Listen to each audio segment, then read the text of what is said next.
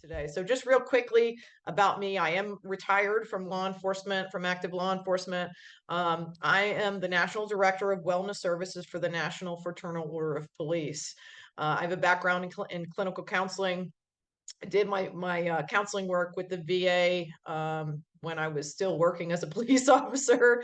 And so now I'm proud to be heading up our program at the FOP.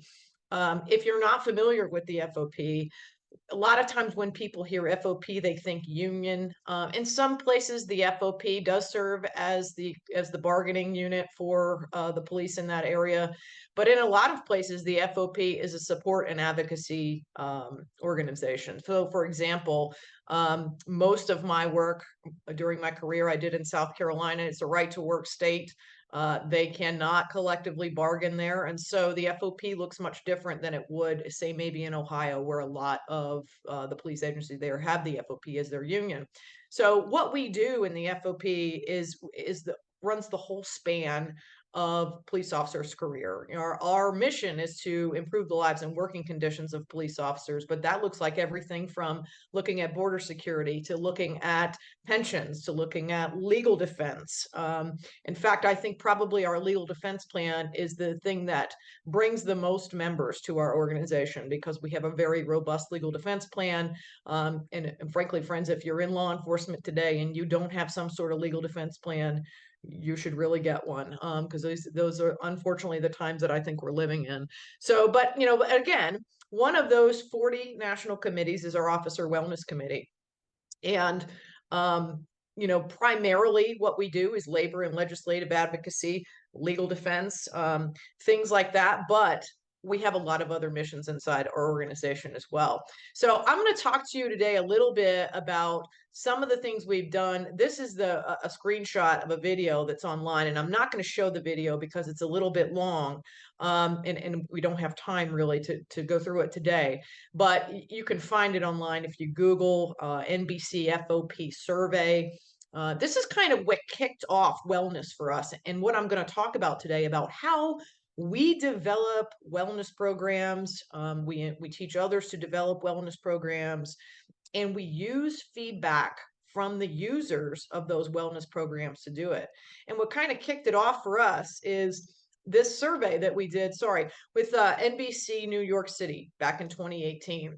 Some of you may have seen me talk about the survey before, may have heard some of the statistics we got from it.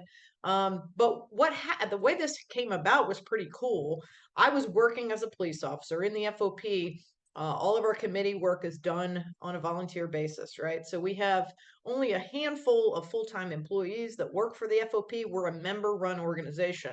So I was volunteering my time on the Officer Wellness Committee while I was working as a police officer. NBC News came to us and said, we want to do a survey with the FOP. They had done one with the International Association of Firefighters, the IAFF, and they were able to create a story about the human impact of doing firefighting work. And so they came to the FOP and wanted to do one with the police.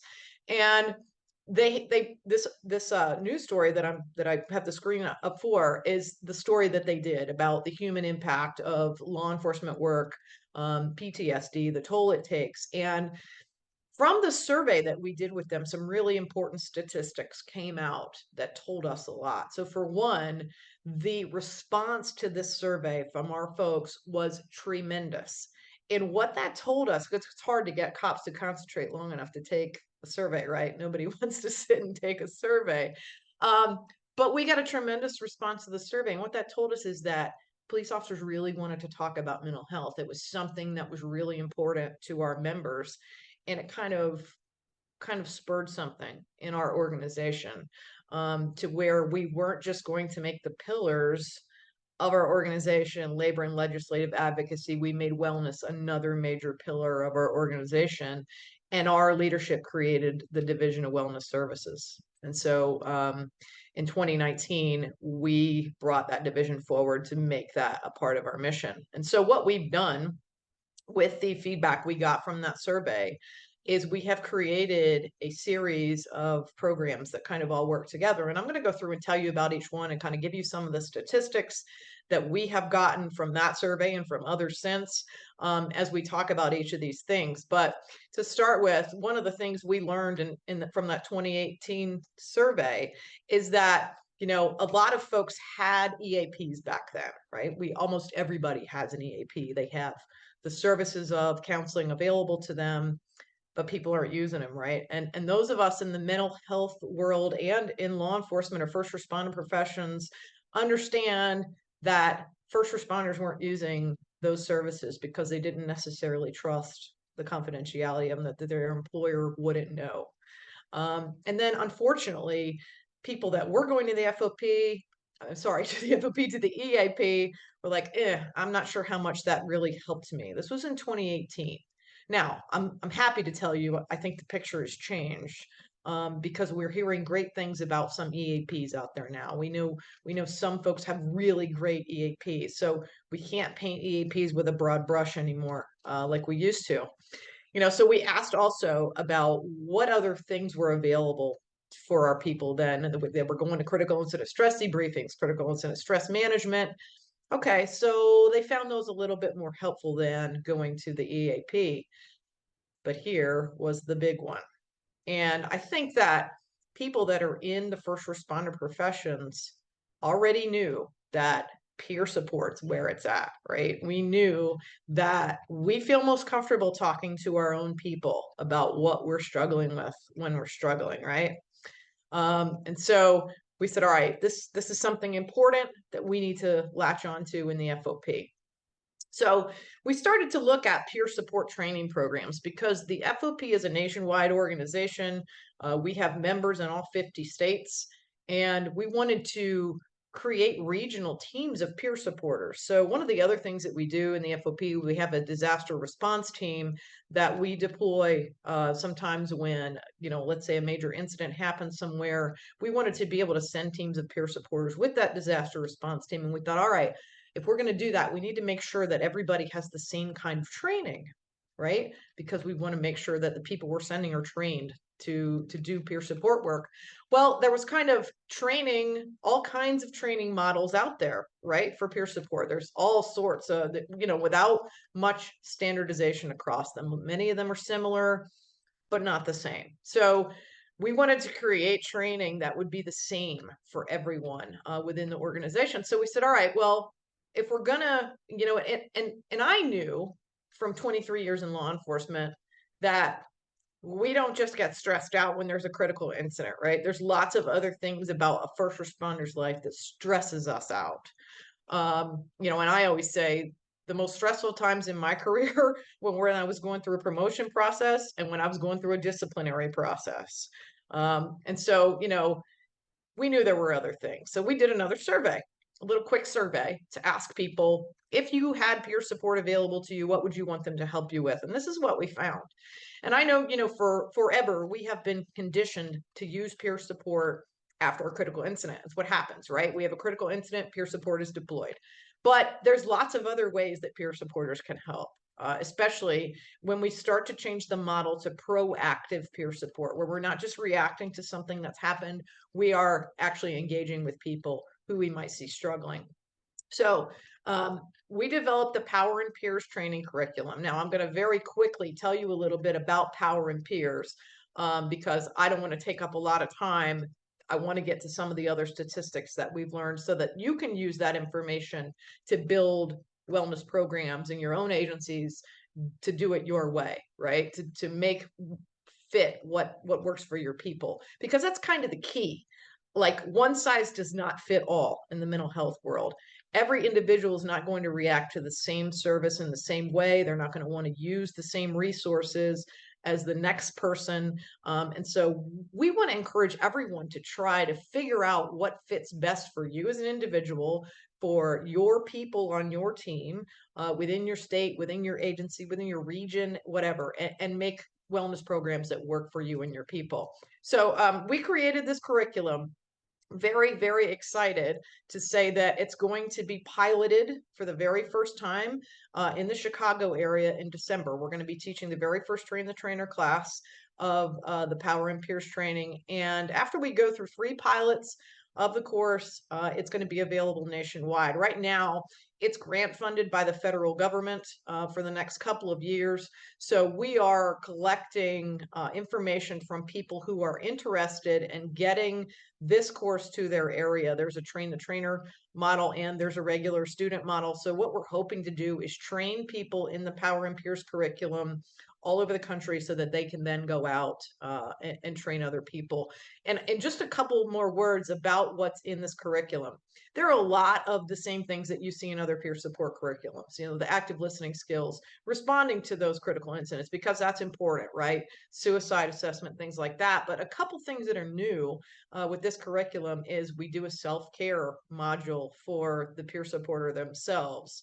The entire curriculum is based on positive psychology. It's based on growth, personal growth, taking first responders' strengths and helping them to be stronger and grow out of any struggles that they might be facing. It includes ways to be proactive and reaching in to those folks who may need support rather than just waiting to react. So, you know, if for those of you that are out there, I've gotten questions, you know, is this meant to be a competitor to, let's say, you know, critical incident stress management training? Not at all. I consider this to be another tool on your tool belt, if you will. So if you have one kind of peer support training already, just consider this to be another tool on your tool belt. If you get the opportunity to take the Power and Peers class, I encourage it. We're very excited to be doing this class. Oh, and it's open to retired officers as well. In our Train the Trainer class that we're going to have in December, we have some retired officers that still do peer support work with their folks, and they're going to be joining us for that. So we're very excited. I have a good friend, Chris Scallon, who often says that in wellness now we're building the plane while we're flying it. And that kind of applies to this next piece of what I call our wellness wheel. The Call on Peers network came as an idea because so I used to work in a smaller agency. At the end of my police career, the last agency I worked in was a pretty small one. But we had a peer support team, and I did a little informal poll, and because I had a feeling, and I said, "Hey, folks, if you had an issue, would you use peer support?" And they all said, "Absolutely not." And why is that? Right? Because we're afraid of confidentiality. We're afraid that we're going to become the topic of the next choir practice. And so we said, all right, what do we do about that? Because we can train people to be peer supporters, but if we build the service and folks won't use it, what good is it doing? So we said, all right, how do we get around that? Well, as we train people around the country in the Power and Peers curriculum, we are going to create a national network of those trained supporting peer mentors so that we will be able to provide a resource down the road that if you as an officer need peer support, but you don't feel comfortable talking to the peer supporters in your own agency, you can find one through this nationwide directory that we're going to create. And so we have a plan in mind to create this. It will be coming as we start to educate people in the Power and Peers curriculum. We're looking forward to being able to build that network. So stay tuned. So one of the things that that we learned also from that 2018 survey is that stigma is a big deal, right? I think all of us know this. This is not a secret. But 90% of people in 2018 that we surveyed still said there was a huge stigma against asking for help. So we asked about what's, you know, we get to the bottom of this. How do we, if we're going to fight the stigma, how do we do that? We asked about, you know, what the concerns were, and you know, no surprise here. People don't want to be seen as weak or unfit for duty. They're worried that they're going to get transferred, get put on desk duty, you know, you name it.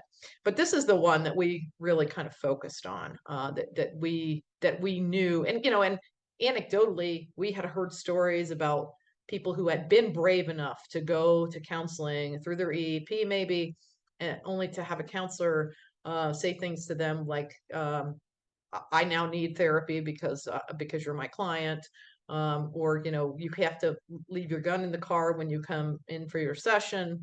Those are things that just indicates that the clinician doesn't get it. And so we said, all right, how do we tackle this problem?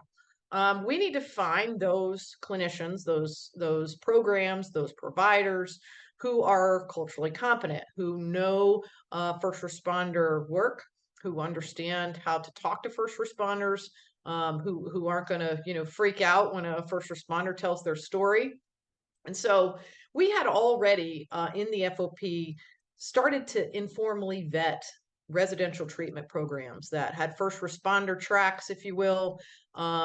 And what we did then, once we learned that this was a major concern, we said, all right, we're going to expand our vetting practices. We're going to vet and we're going to find, first of all, and then vet individual clinicians, wellness training programs for law enforcement, hotlines, wellness products like phone apps. And those of you that might be out there that have the Cortico app or the Lighthouse Health and Wellness app, we vetted those resources. I have 8 folks that work with me on the FOP National Officer Wellness Committee. They are a combination of active and retired police officers who all have backgrounds in peer support and crisis intervention. And they are the ones that work with me to do the vetting of all of these resources. We wanted to be able to create a place, to create a directory where a first responder, and honestly, it's not only police officers, not only FOP members, any first responder really can go to this resource, locate a wellness provider that is in their area, that maybe offers the kind of services they need, and they can have the confidence that that provider or program has been vetted by other people like them. And really the barometer is what I feel comfortable using the service. That's kind of like the biggest thing that we look at when we vet resources. Now, happy to say Dr. Darrow has gone through the process. He's been vetted. We have lots of clinicians in this resource now. I'm going to share with you where you can find that in just a minute. But, another thing I want to kind of give you a window into is the vetting process. For example, when we vet an individual clinician, a therapist, we interview them. We sit with an interview. We ask them about their licenses. We ask them about, how they make sure that their client's confidentiality is protected. We ask them what happens if a police agency calls and says, hey, how is my police officer doing in therapy? That they're not going to give up any information to that police agency. All of the things that a first responder might be worried about when they go to see a counselor, those are the things we ask about. We ask about how they familiarize themselves with first responder world, what it's like to be a first responder, and lots of other things that we look at as well. How they work with the first responder to pay for their services. So what happened when we started to create this directory, when we started to do this vetting, is we started to get questions from police agencies who had just gotten maybe a federal grant to create a wellness program of their own about how we were doing this vetting. And so we created a guide that explains what we look at when we vet a resource. And you can find this guide online. It's open source for anyone. And this guide lays out kind of what we look at. So if you are someone who's looking to find wellness providers for your agency, for yourself, you can kind of see what we look at when we vet these when we vet these resources, and you can kind of get an idea yourself about what you should be looking for. So this is what the approved provider bulletin looks like. And this photograph, screenshot actually is outdated. There's more pin dots on the map now, but I want to share with you, talking about building the plane while flying it. This website, or this approved provider bulletin, has only been live since January of this year.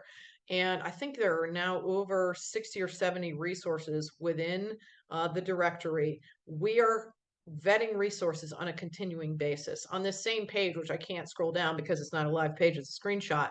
But if you are a provider, if you are a clinician, there's a button further down on this page for an application to be vetted by our committee to become part of this network. It's really awesome for us to see the clinicians and helpers and programs and training programs that are kind of coming out of nowhere that we've never heard of before, that are out there doing great work with first responders. So, if you are a first responder out there and you have a great wellness provider already, encourage them to be part of this process. It doesn't cost anything for the clinician to be vetted by us. It costs them a little bit of their time is all.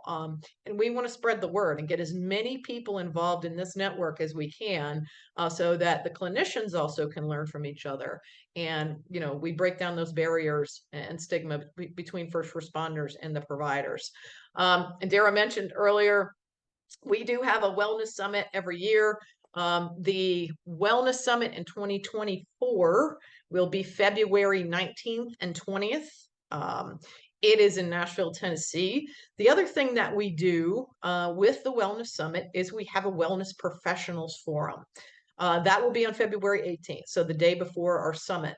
What we do with the Wellness Professionals Forum is we bring those wellness providers who work with first responders together, and they can have a day of training themselves. We bring in police psychologists who deliver training on what they're seeing currently in law enforcement mental health. There are seminars for those wellness providers. There are networking opportunities, and then the wellness providers can also attend the Wellness Summit that's geared toward officers and their families. We get spouses to come to the Wellness Summit. It's awesome. Some cool things that we do there: we have organized physical fitness there. I say it's optional. We encourage people to participate, but we do an organized walk, run. We have yoga available, and then wellness seminars on all sorts of wellness topics: family wellness, financial wellness, spiritual wellness. We have a lot of vendors also that come and that talk to our attendees about either their wellness program, their wellness training, wellness products that they have. And it's really a great time for those of us who are in that wellness mind to come together and learn from each other about the things that we're doing. We saw a lot of folks there at our wellness summit here in 2023 that brought along their dogs with them. So that's something. We had a seminar about dog programs as well. So lots of good information at that wellness summit. If you are interested in attending, we usually open up registration for this. You don't have to be an FOP member to attend. We usually open up registration about the 1st of November. So look for that if you're interested in attending and joining us in Nashville. I think, with the expansion of the Approved Provider Bulletin in the last year, we're going to have a lot more folks to be able to invite to that Wellness Professionals Forum than we have in the past. And I'm very excited about, the continuing to build those bonds between wellness providers and the folks that they're helping. Because I think that's a key piece of breaking down the stigma. So I mentioned the survey in 2018, the fact that we learned that peer support was the thing that first responders most wanted. The fact that we learned that there were one of the sources of stigma was those clinicians maybe not understanding the first responder world. And all of that feedback that we got from that survey in 2018 is what led us to develop the programs that we have now. It's what led us to develop Power and Peers training. It's what led us to develop the Approved Provider Bulletin. And so we kind of scratched our heads and said, there's really something to this. First of all, mental health and wellness is very important to our members. And we now as an organization have focused a lot of effort and resources on this. We need to continue to get feedback from the members of law enforcement about what's happening and how we can best help them, how we can best support them. So we decided, all right, we're going to start surveying people every 2 years.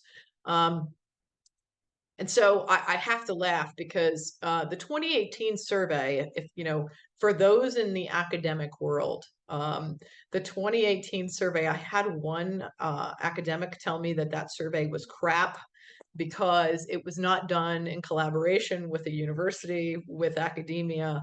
And so I said, well, it might be crap, but we got a lot of good information out of that survey that really kind of drove where we were moving the wellness bus, if you will. And so we said, all right, if we're going to make everyone happy, we're going to collaborate with the university to make sure that our future surveys and research are academically rigorous. And so my good friend, Dr. Jacqueline Drew, and I actually have to change her title there. She was recently promoted. She's now a full professor at Griffith University in Australia. And she and I collaborated to develop ongoing surveys with our first responders. So when we constructed the 2021 survey, and this is going to be a lot of what I want to share with you today. The title of this presentation is What We've Learned. And a lot of that is going to come from the data that I'm going to share with you from the 2021 survey.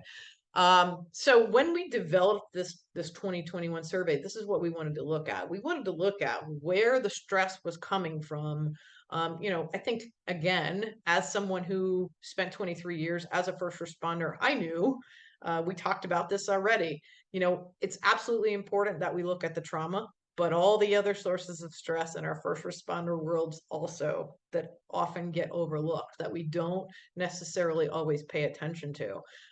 We also wanted to know, because it's called the Critical Issues in Policing Survey, we wanted to know what police officers felt like was most critical for law enforcement at the time. And if you think about where we were in 2021 as law enforcement, we were dealing with the aftermath of the George Floyd incident, other protests against law enforcement. We had just come out of COVID, and all of the stresses that came with that. So we wanted to be able to ask about how all of those things were affecting our first responders. And so we looked at all of these things. I'm going to take just a second. Mindy, yes, I'm going to tell you how you can get the survey.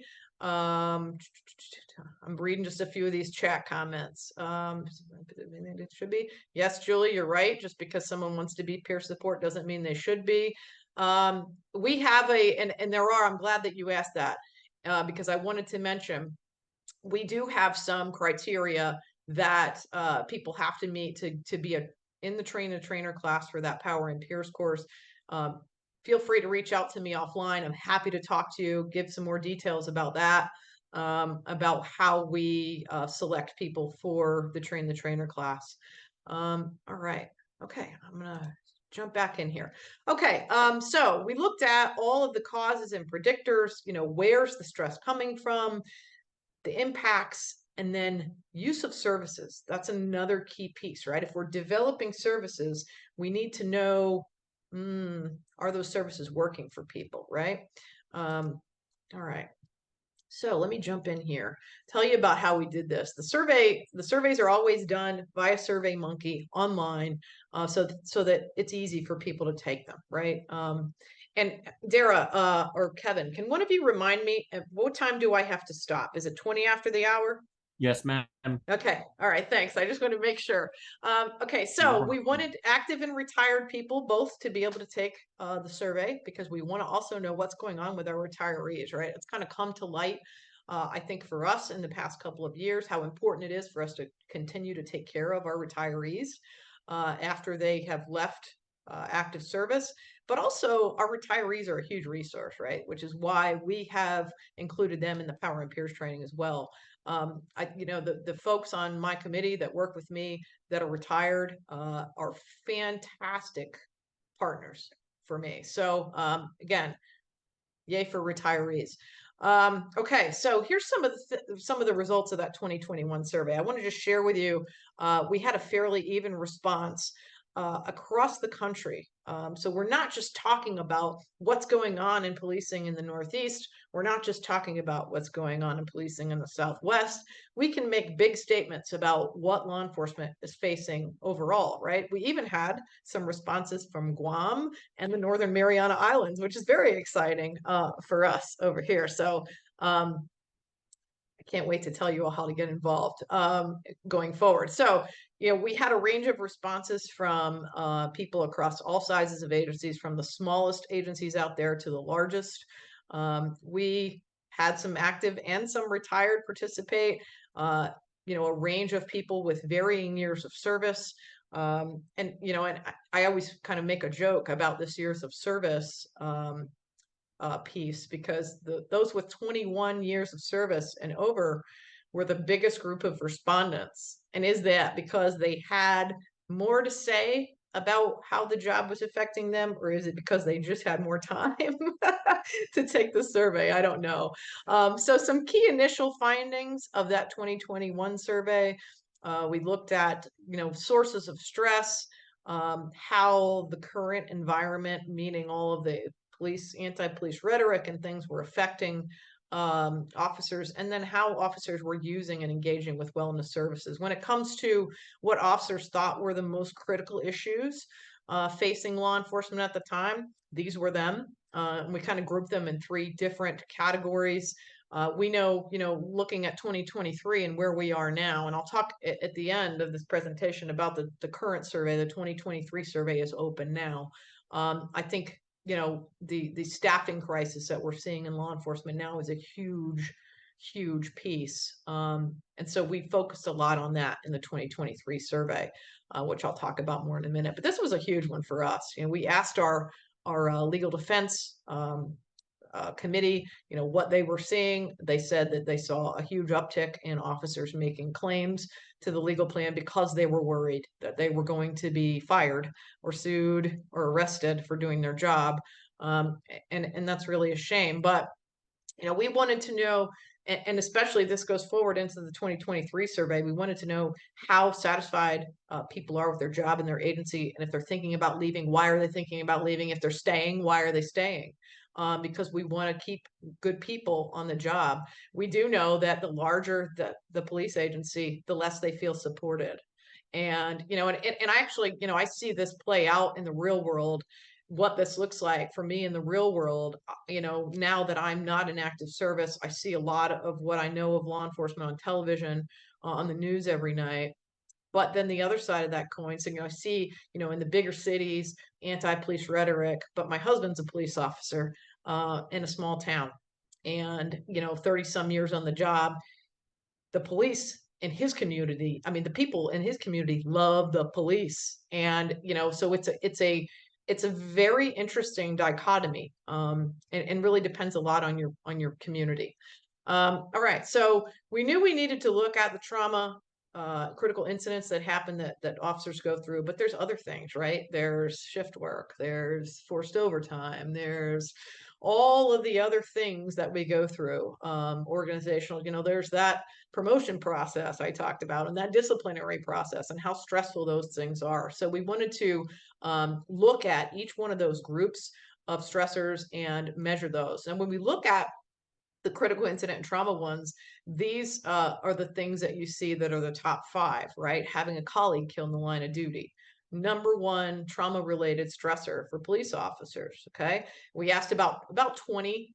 We asked people to rate them. Then we asked about those organizational stressors. About 20 of those we asked about. Staff shortages, biggest organizational stressor. And I think that's probably largely still the case in 2023, where we are now. Then we asked about those operational stressors, right? About 20 of those we asked about. Fatigue, negative comments from the public, huge stressors for law enforcement, right? And I know many of you out there are like, nodding your head going, yep, who are you telling, right? So but I think one thing that we wanted to highlight is that we talk all the time about trauma, and certainly the trauma is important to pay attention to.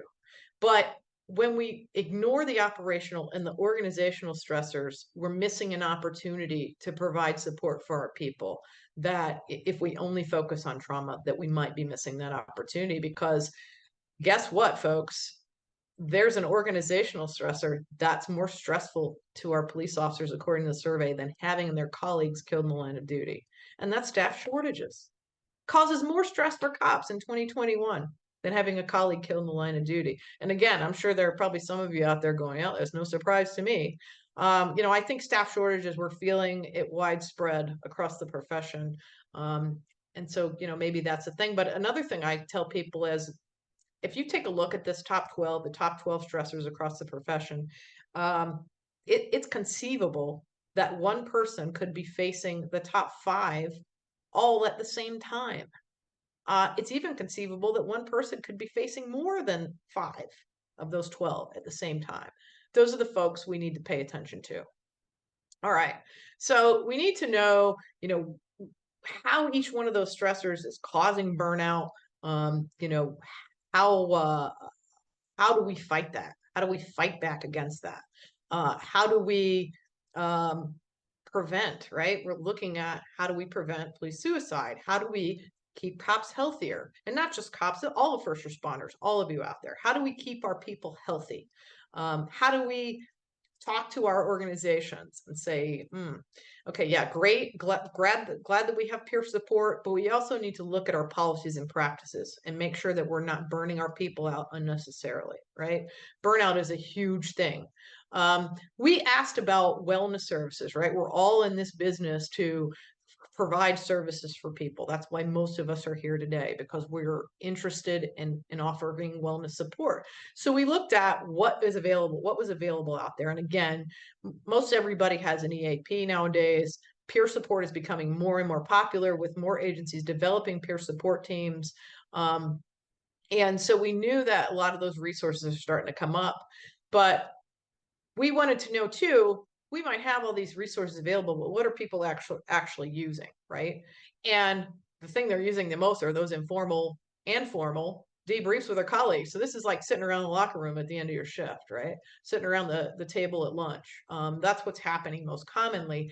At the time in 2021, people were using a lot of online training programs. And I think that's partly due to COVID, but it's partly, if you think about it, it's private. If you are looking at an online training program, you can do that in the comfort of your home, in your cruiser, without anybody else knowing that you're engaging with wellness services.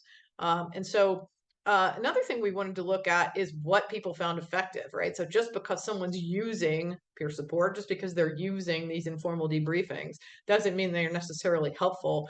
And this is awesome, because what we learned is what people found the most effective was peer support, followed by chaplaincy services, and then finally those EAPs. People are saying, yeah, my EAP is working for me. So that what you see in this graph, the blue bar indicates the people that have actually used that service. So we said informal debriefings are the most commonly used. You see that at the top. And then the red are those top 5 as far as effectiveness, what people think are effective. So yeah, I mean, awesome. Those of you doing peer support, keep up the good work, because it's working. People feel like it's working for them. We looked at what was external to departments too, because, we all know there's other resources out there outside the department that people use. A lot of people were going to their general practitioner. That's pretty common, right? You go in and get a physical every year. That's your general practitioner. But what people were saying is that when they go to that mental health provider, that's what's working best for them. That's what's most effective. So those of you out there who are mental health providers, keep up the good work to you as well. We know, let me stop on that one real quick. Because another thing I want to highlight about what we've learned. Again, going back to PTSD and that diagnosis. Guess what, folks? Anxiety and depression are more common in law enforcement populations than PTSD is. And so we need to make sure, I say that not to say that not that we shouldn't focus on the trauma of PTSD, but don't forget about anxiety and depression. Those are other huge things facing law enforcement. And so we need to not miss that boat as well. Now, here's some good news for you. When we looked at wellness services and what agencies are providing, the more wellness services an agency provides for their people, the less psychological distress among their people. Well, let's think about why that is for just a second. If I provide an EAP to my people, I'm Chief Martin, and I provide an EAP. Okay, I've checked the wellness box. But if I provide chaplaincy services, peer support, an online program, a hotline number, an EAP, regular interval training with a clinician, someone to come in and talk to our folks, and I provide a gym, and I have a physical wellness program. If I'm my employee, I might be thinking, wow, Chief Martin really wants us to be well, and she's really invested in our mental health and our health. Maybe I should get on board with this. And then I'm more likely to engage with those wellness services being provided because I believe in the message. And then guess what else happens if we do that? stigma goes down. So for those of you who might be leaders in your agencies out there, add some wellness services. And, as we say also, don't do so blindly. Do what we did. Survey your people. Ask them what they want. Ask them what they need. Ask them what kind of wellness programs they want in their agency, because it's not going to be the same answer in every agency, right? It's not going to be the same answer from person to person. So ask your folks what they need, because we know that if we develop the right wellness services for people, they will use them. They will be more well. Stigma will go down. And we're going to start to win that fight. All right. Just want to give you guys some more resources. This is a link to an open access journal Dr. Drew and I wrote using some of the data from that 2021 survey. It's about what services people are using. If you're looking for, a resource that you can read about what all those things I just told you about, which services police officers are finding are more helpful, and what it says about what it does to stigma if we develop more wellness services. It's all here in this paper, which is open access online. You can find that thing anywhere. Just again, going back to our wellness program, the things that we've built, more to come, right? So as we learn more things from surveying our people, we're not stopping. We're going to continue to fill in gaps. Here's another one. Families are huge. We know from doing surveys with our members that including their families in wellness programs is huge. And so that's going to be one of our next steps. Is we have a national auxiliary that works with the national FOP. We have started to work with our auxiliary to develop some family wellness programs. And so coming soon. We want to also continue to educate people about how to build wellness programs like we're doing today, right? And again, ask people what they want. Look around, see what's out there, be creative. I mean, because there's we hear about new wellness programs all the time, then we're like, man, that's awesome. Good. That agency's doing great things with their wellness program. I heard of one yesterday. There's an agency that gives their folks like a sabbatical, like every year they get like a week sabbatical for mental health, which that's incredible. And if your agency can do that, I realize there's a staffing crisis right now, but man, what an awesome benefit. Just thinking outside the box about things that we can do to promote wellness for our people. And then encourage use of that program. If you're a leader, get out there and do it yourself. Set that example. And then ask people how it's working for them. Those of you that maybe are wellness program coordinators, ask your people, how's it working? Have you used it? If not, why not? What can we do to make it more, interesting, engaging for you? And then make sure it can be there for people. Now, let's talk about the survey. Some of you were asking about how you can get involved. I'm going to throw the QR code for the 2023 survey up in just a minute there, so you can take that. The survey is open to law enforcement only, active or retired. And we're not. We're going to ask that you don't put the link to the survey on social media. And the reason why is that we don't want it out there in the public where someone who maybe has bad intentions can get a hold of the survey and take it and kind of muck up our data. So if you are in law enforcement, please do take the survey. Please take it to your agency. Have people in your agency take it. Have your colleagues take it. What I want to emphasize to you, it's an anonymous survey.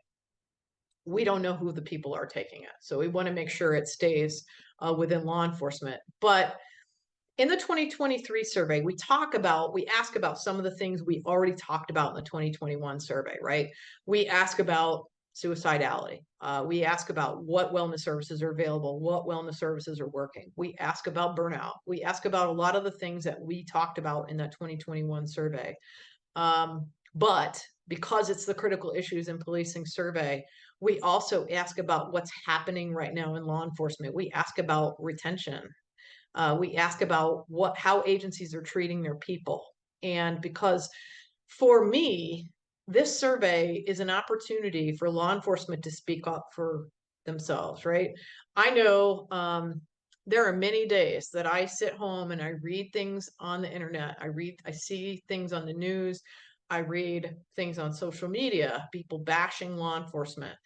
And I get so frustrated. And I would like to get on social media and go on a rant sometimes about what I'm seeing, but I can't do that, right?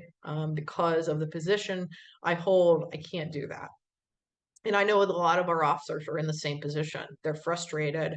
They're out there trying to do good work and keep people safe, and can't wrap their mind around how people could bash the police. And so for me, this survey is a chance for our people to speak up for themselves, to tell everyone else out there what it's really like to do the job of a police officer, and to say, yeah, this is how it is to work with the community. And so I encourage you to participate in the survey. If you are in law enforcement, if you're retired from law enforcement, take the survey and have your friend do it. We are excited about the response to this. This is only the second place that we have talked about the survey so far. The first, we opened the survey a few weeks ago at our National FOP conference in Las Vegas. If any of you happen to be there, you've already heard about this. But this is the second place. So you fine group of folks are only the second people to hear about this, but we're going to start to talk about it more. What we wanted to do is we wanted to get a comprehensive report from that 2021 survey completed, so that when we talk to people about this 2023 survey, they would know what we do with that information. I think our IT people are working right now as I speak to get that 2021 survey report live on our website today at www.fop.net. So you'll be able to find the full report of the 2021 survey probably today up on that website. If not today, then look again tomorrow, because it's going to be there this week. And then you can share that with your administrators, share that with your colleagues and friends. I want to make sure that I give thanks and mention the other people that work with me on the Officer Wellness Committee. These are those 8 fine folks that I mentioned to you. As you can see, they are spread all across the U.S., and a great group of people that work with me. This here is my contact information. I would encourage you, if you would like more information about the surveys, if you would like to find out how you can get your agency to participate as a whole, maybe on a greater scale, reach out to me directly at that Sherri Martin at FOP.net. The officer wellness email, we check every few days. So if you want a quicker response, hit me at Sherri Martin at FOP.net. If you want to get involved in Power and Peers, if you want to have that training brought to your area, the way that we are doing that is the Department of Justice has identified the 3 pilot sites as being Chicago, Atlanta, and Colorado. After we do the 3 pilots, we are going to start doing Power and Peers training based on demand. So what you got to do if you want to get in that Power and Peers training is email me, let me know where you are geographically, who your contact person is in your agency, because we're going to be going off demand. So if we get the most requests from Arizona, there might be a class soon coming to you in Arizona. And the cool thing about it is if you can get in to Power and Peers sooner rather than later, it's grant funded, like I said, for the next couple of years. So it's going to be free. We cannot provide housing or lodging or anything like that, but the course itself and the materials are free to the participants for the next couple of years. So that's how you do that. If you are interested in being in the approved provider bulletin and you're a provider, go to that website, do that application. Doesn't cost you anything. Get to be part of that network.